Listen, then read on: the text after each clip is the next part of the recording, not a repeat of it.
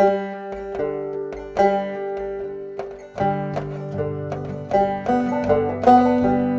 can't believe it was a wheelbarrow. It was one of those ones with a big orange wheel on the front you used to get in the 80s and 90s. I mean, it was doing 30 miles an hour. Unbelievable. I'm surprised you never got cast in that role. But never mind. Oh, it's the big reels are turning, which means we are recording. Gordon, how are we doing? Whisky Unscripted. Very well, very well. Yeah, just it's been a busy week. It's been a busy week. Modest. We started this podcast like we did some of our YouTube and Facebook online tastings because we're in lockdown.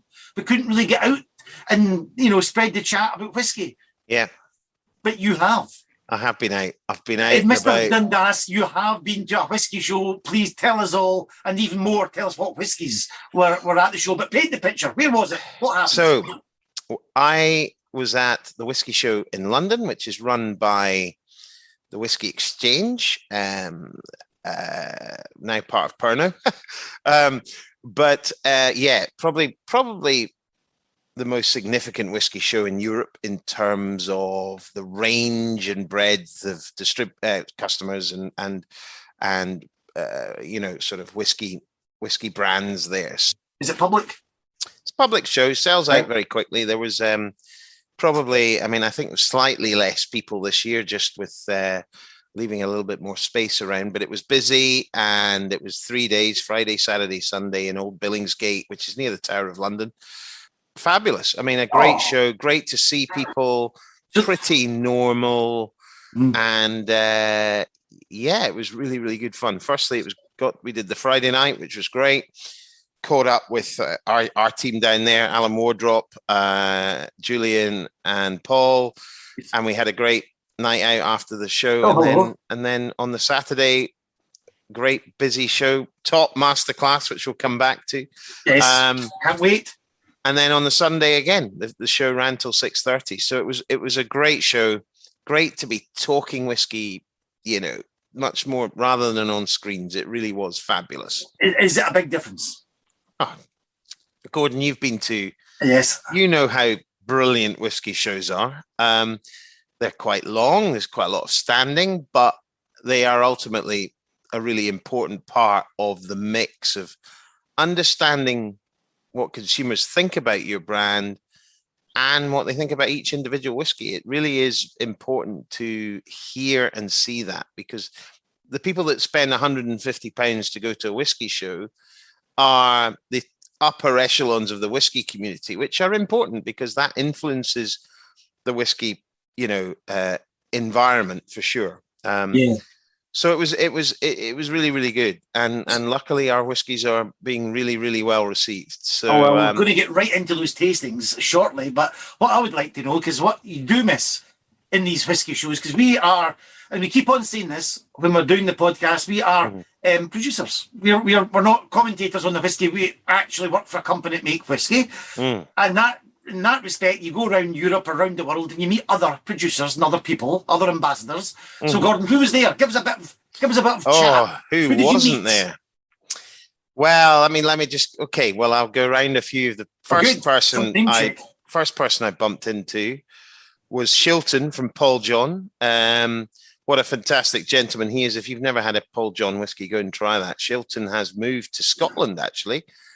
From down south, so I've not really seen him since he moved up, but it was great to see him at the whiskey show. So hats off to Shilton. Oh, good for him. Did you get a little taste of it, Gordon? I've tried Paul John before. Really, really good. Some of it for sure. Really big fan of it. Quick maturation over there in India, but really, really good. There was a lot of people. Saw the guys from Ardnamurchan. They were around the corner on our stand.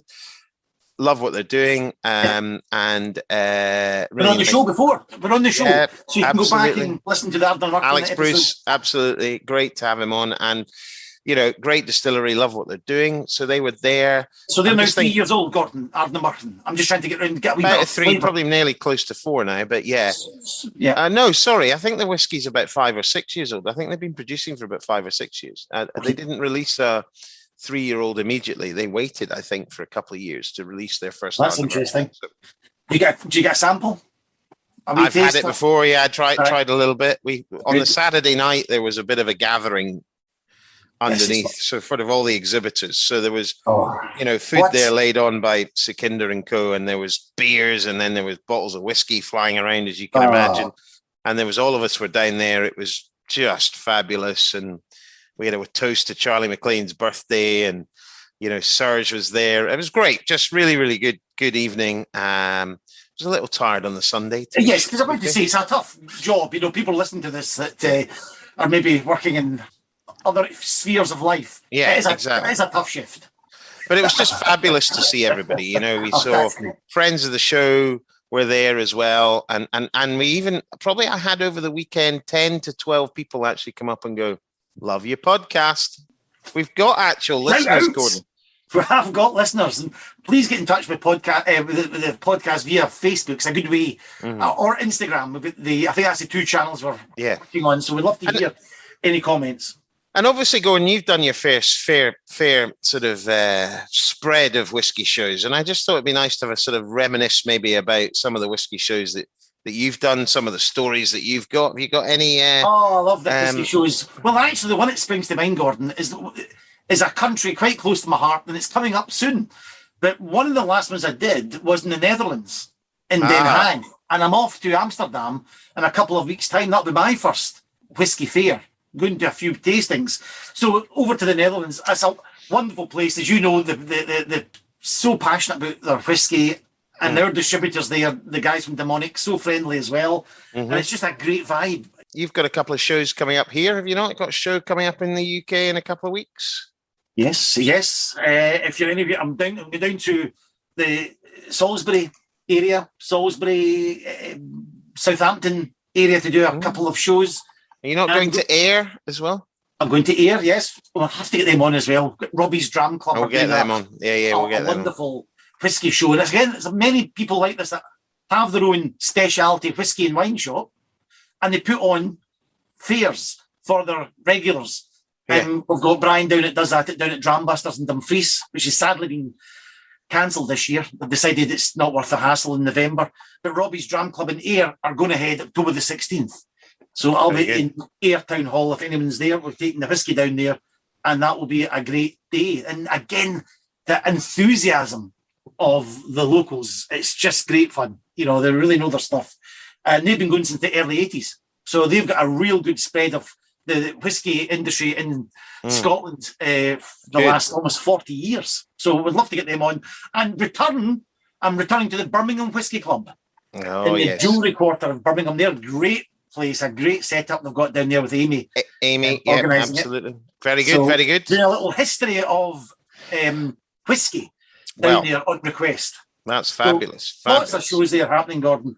And, good. Well, I mean, we're certainly looking at quite a lot of things. I'm meant to be going to Germany and also to the US, but we'll see what date that is in November that we can do that. But just generally, I think, it's great to have been back at a whiskey show.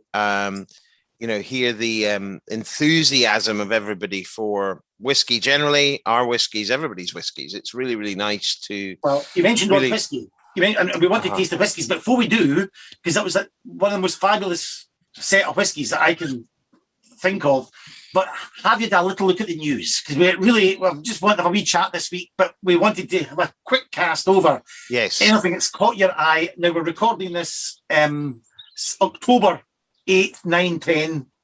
I've got some news. At the Whisky Show, the good folk of Gordon and MacPhail were showcasing their new 80-year-old, which is, I think it is the oldest bottle of whiskey ever. I didn't get to taste it because it's very precious liquid, and they give it to very key clients. But certainly I saw that. That was amazing.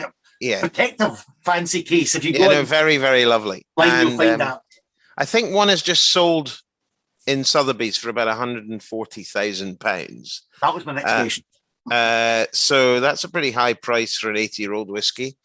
And I think they don't have very much of it, obviously, but it's certainly something that highlights their credentials of some of the stocks that they have, which is simply amazing. Not much of it there, but there was a royal visitor to the Johnny Walker Experience. Oh, there was. Yeah. We went a few weeks ago just to check it out. We thoroughly enjoyed it, and it's a great boom and boost to the economy of Edinburgh, especially at end of Princes Street. So it really has given a bit of an injection, and it got royal patronage. And Prince Charles didn't stop there.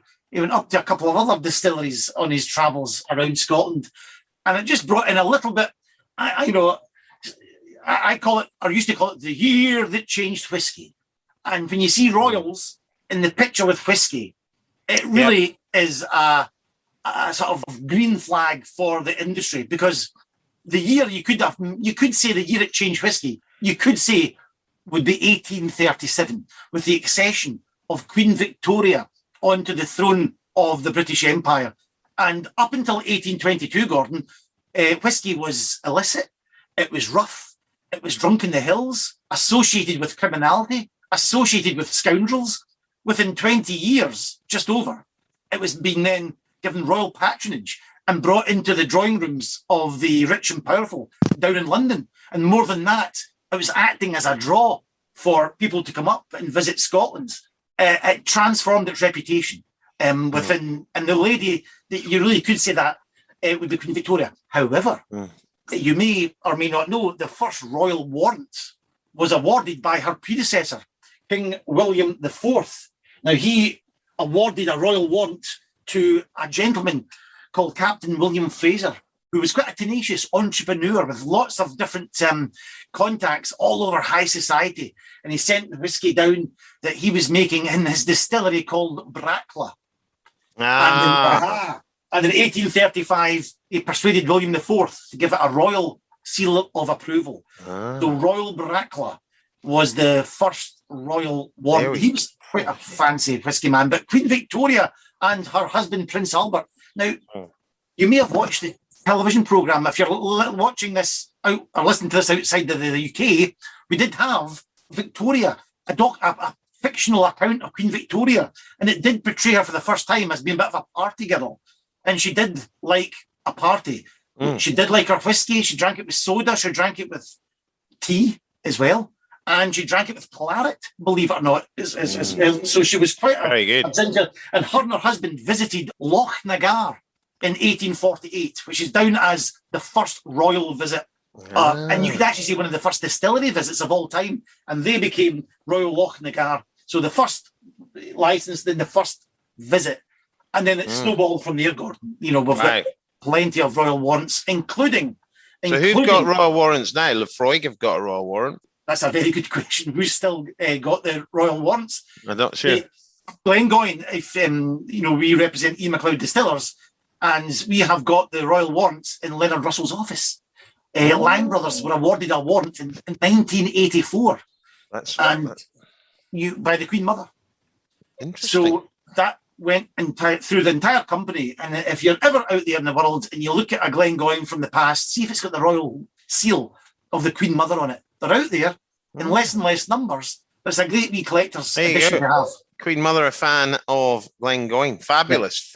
So the royal connection was it's been a very important part of the ascent of Scotch whisky to the pinnacle of the whisky trade all around the world. There was other reasons for it, but without the royal patronage and the royal ascent and enjoyment of it, it might not be the whiskey it is to this day. So we've got a lot to thank, I think. For sure. Wow, that's incredible. Well done, Gordon. So a bit of research knowledge. I want to, in the context of what you've just spoken about, I want to just also highlight a little bit about what we did last Thursday, which was an Instagram live where we were at Glengoyne, and we were using your fountain of knowledge, which relates to the wider whiskey industry, but of course Glengoyne, to celebrate the launch of the new cooperage, which if you go on tour at Glengoyne, and we are open and we are doing tours, you start now in the old cooperage, where there is a sort of a legacy wall, would you like to call it, maybe?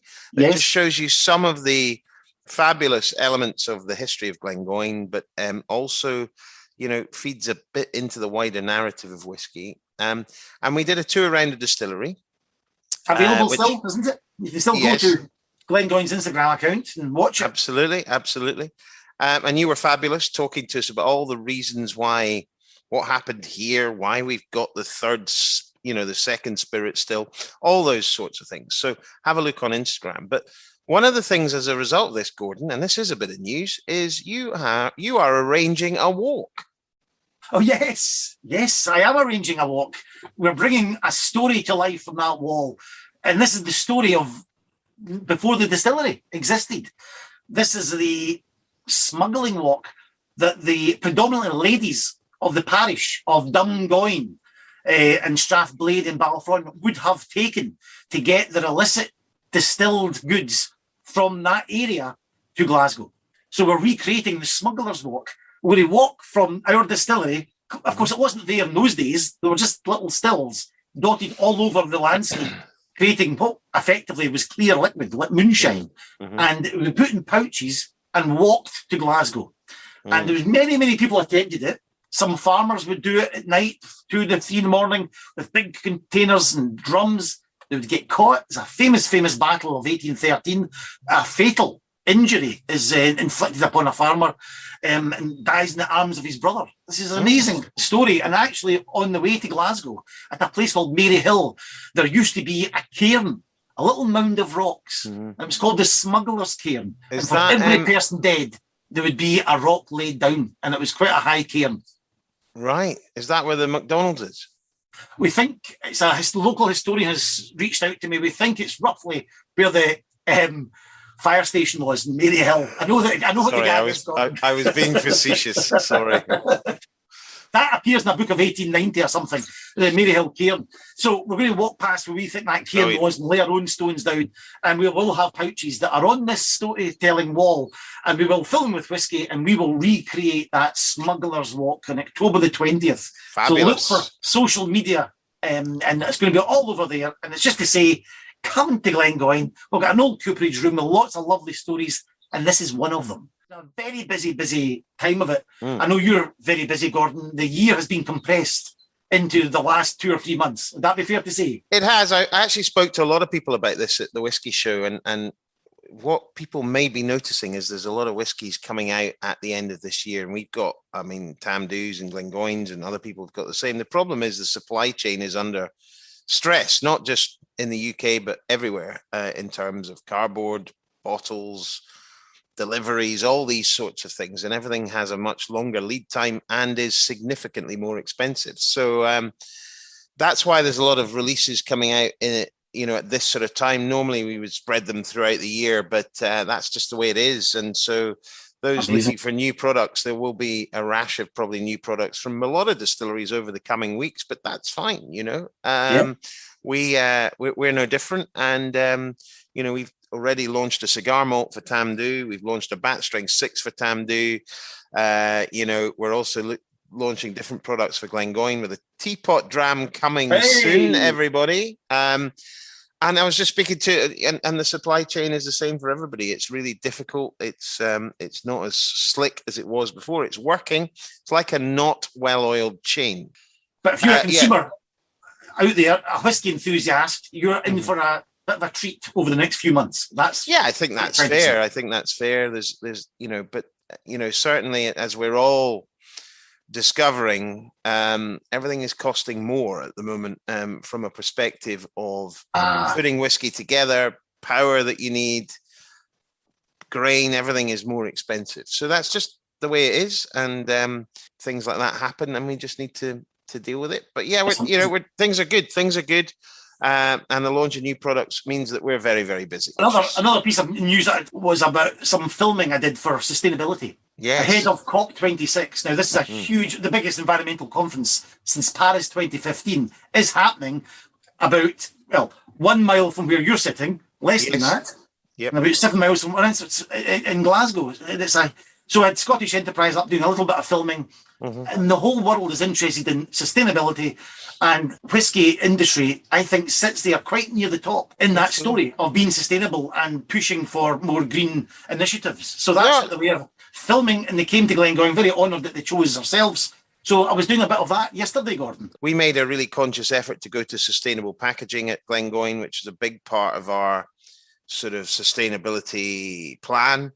We've got the wetlands, which are 10 years old, and the anniversary of the wetlands, which is the way that we filter our spent lees and things like that. So it filters through this wonderful wetlands, which you can never look at Glengoyne. There's a whole range of other things that we do, but you can't rest on your laurels. You've got to do more, and across the industry, we're very much further down the line than we were even 2 to 3 years ago. But that needs to continue, and that is something which the SWA will drive. Consumers will drive it as well, and consumers will make choices based on sustainability credentials as they make choices on a lot of things. And I think that's really, really important. So you can't do enough, but this COP26 is really going to focus the mind, I think, which is great. And the industry will respond, because we always have done. We always will do towards change, which is fabulous. Yes, I think you're right enough. And I think the Scotch whisky industry, as you say, it's not perfect, but my goodness, when you look across the sector at the big companies like Diageo and the companies like ourselves and the other smaller independents, everyone really seems to be pulling in the right direction. It seems to all to be heading, absolutely, and maybe other industries maybe not quite like that. I think Scotch whisky, it's just such a great natural product. I think everybody gets it. I think everybody is trying to do the right thing, and I think that's what I was trying to convey. And this will go out to the wider world. That this should stand as a bit of a, hopefully, an example, a bit of a taste of profits can be made by being green. You say consumers will make a choice, and that wetlands stops all these tankers and stops, a lot of money being spent moving waste and chemically dosing it. So it was a great bit of filming there, and it's slightly, even my eyes opened up a wee bit more to the sustainability and the green initiatives. But that can mean money. It can mean profit. It doesn't need to mean, so. The other thing we did, which you may remember, was that long shift in the warehouse. A very personal podcast today, Gordon, but I think it is. It's sort of reflective of maybe what other people are doing. But yes, there was a tasting in the warehouse that we had films. And we did. It did go on a bit. It did go on a bit. It was good though. So we were doing a few tasting videos for, firstly, a brand called Isle of Skye, which is a very famous blend, which we'll touch on, and we've sort of relaunched a little bit, and is going to be used around the world. And I think we're going to put a bit of oomph behind it, which is great. We also covered off, let's start here actually. We also did a little tasting for a whiskey called Six Isles, which for me, now if you think of the category of blended malt, I think blended malt whiskey, which it should just be called malt whiskey, personally. You should have malt whiskey, single malt whiskey, grain whiskey, single grain whiskey, and blends, and blended whiskey. That for me should be how it should be. But Six Isles is a blended malt. So we brought 6 different single malts from 6 islands. Can you remember them, Gordon? Fabulous. It's fabulous. And also, before I do, he says, trying to get the islands in the back of his mind. We did taste this in one of the podcasts previously. And I would say it's one of the absolutely cracking whiskies that I remember from tasting previously. But yes, you can start. Let's start in Skye. You can start Skye. We've got Mull. We've got Jura. That's in the west. Then we've got we've got Arran as well down there. So that's 4. And we've got to Orkney, Jura, Skye, Mull. Which one have you forgotten? Is it Islay? Yay! Is it Islay? Hey! So yeah, what a story. We talk about stories. My job is experiential and stories and trying to bring brands to life. But my goodness, 6 of these fabulous islands. Yeah, not a lot of colour in it. Natural colour, 46%. But my point is, if you like that maritime, peaty sort of island style whiskey that's going to transport you to that part of the world, then Six Isles is it. And it was just, but my point is more wider about blended malts. You're going to see more and more blended malts come into the market, because why would you not combine good malt whiskey together? Of course you would. Is this one of the fastest growing sectors? Or not yet, but I think it might well be. And I think those who are seeking out great whiskies will consider blended malts, because combining malts together are really, really important and form a really interesting orchestra of flavor, if you like. You know, you have brilliant single malts, which you can use with different casks. But if you've got great, you know, lighter, matured, maybe in refill casks where there's lovely amount of that fantastic sort of house style, why would you not want to combine them together? There's no point in combining lots of rich, dark sherry casks together so much. But when you combine something in the way we have, or the way other producers have, and I know Douglas Lane, for example, do a range of blended malts, then this category, I think, is going to grow. And those single malt drinkers will want to drink great blended malt. Why would you not want to do that? So something to watch out for. I've just had a little soupçon, a little taster while you've been talking, Gordon. It's just... so you're drinking six Isles? Yeah, I'm drinking 6 Isles. I'll take a photograph. We'll just get taster bottles, and I'm holding up to the camera to say, I don't know if we'll put this on YouTube or not, but I'll certainly take a photograph of it. You need to turn it round. They can't see it. No, I wanted to show them the colour. Oh, right. Sorry. I thought you had the label. What I would like just you to talk about, and you mentioned it there, it just shows you the connection between colour and flavour isn't always... No, absolutely. Given. That's not as much colour, but my flavour in that 6 Isles. We've talked about this at length, and you know, Rosebank's another prime example of a single malt that's driven not so much by cask interaction and flavour, but by how that spirit changes in a refill cask over time. And our 30-year-old is a great example of that. This is too, and there's other producers that do great examples of, you know, lightly coloured whiskies, which are fantastic in their own right. And you might see a lot of independent bottlings of particular distilleries may have that sort of style as well. So fabulous. Can I just say, I was drinking it's called the Voyager, which is the 46%. Yes, we have a high strength version as well, which is great. So see that out if you like that style of whiskey. The other one was Isle of Skye. That's a great whiskey, which goes up to a 30-year-old. Yes. Blended whiskey at 30-year-old doesn't really happen. I think there's that's what we're seeing in the tastings. You know, we're going right through the 18s, 25s, and 30s. It's quite an unusual, am I right? With fabulous. Fabulous, which famous. Means, Gordon, sorry to cut across you, but that just means for people listening, if you're drinking a 30-year-old blend, the same rules apply. Everything's got to be 30 or above. Is that right? Yep, absolutely. And the grain component. Everything has to be 30 and above. And when you get, you know, blended whiskies are great anyway, but when you have a range like this, it's a real fabulous experience. So very famous blend. It was a pleasure to talk about it. So you're drinking a little bit of 6 Isles at the moment.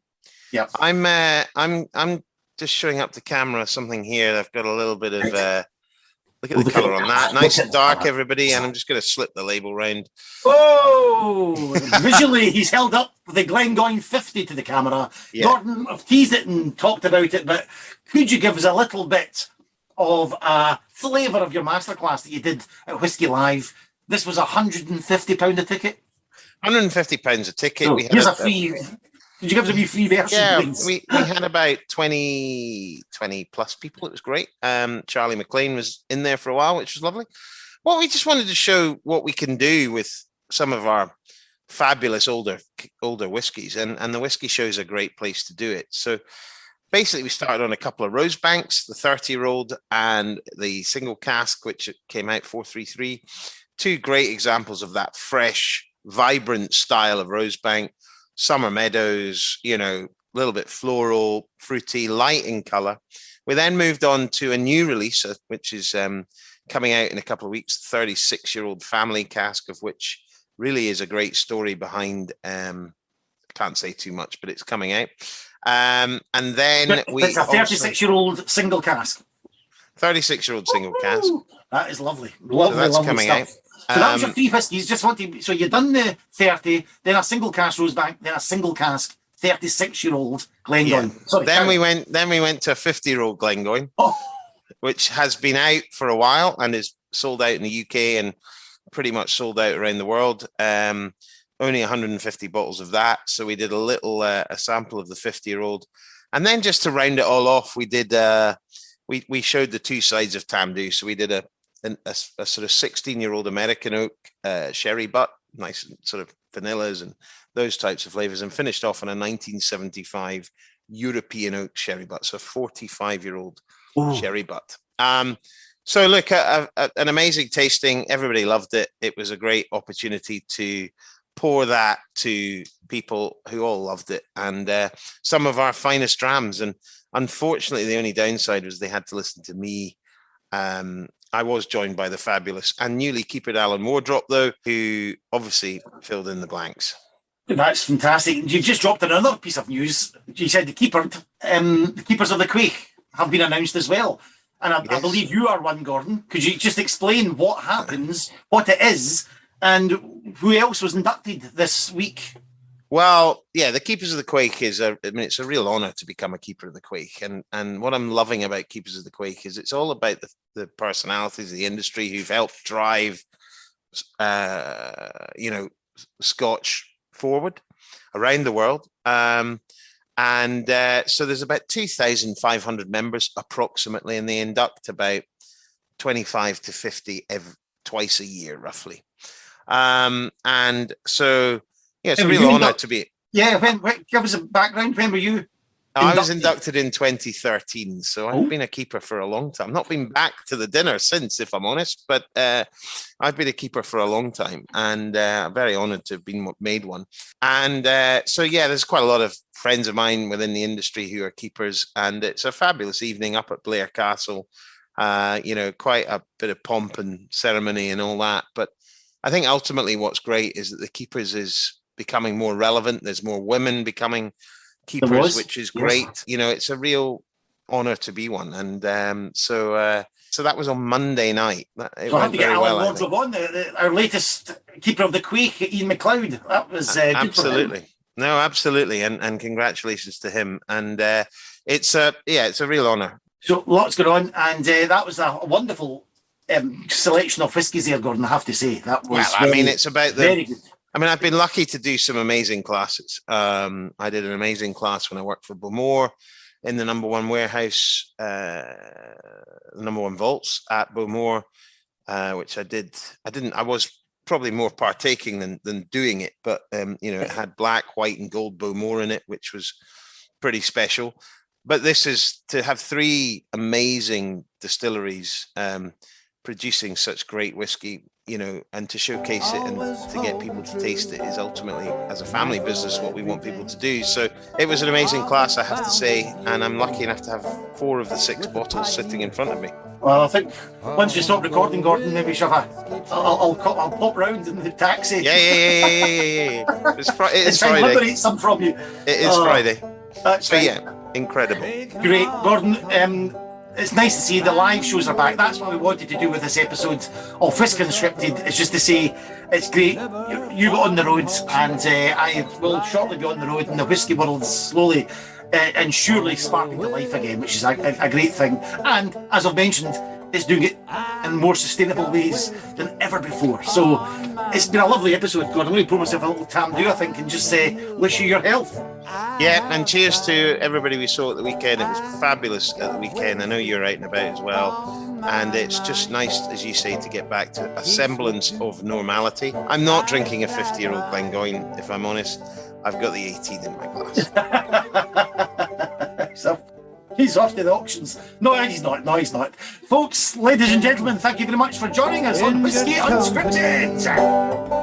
Doing it this way since 1833, staying ahead on the whiskey trail. Oh, staying ahead on the whiskey trail.